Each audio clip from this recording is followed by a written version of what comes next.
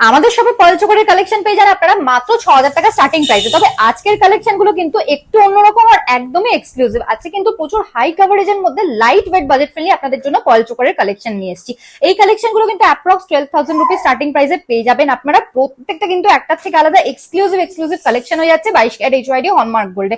এরকম কালেকশন নিতে হলে চলে আসুন আমাদের শপ পার্বতী জুয়েলার্স, খাসাপাড়া গান্ধী মোড়, একদম ফুড প্লাজার পাশে।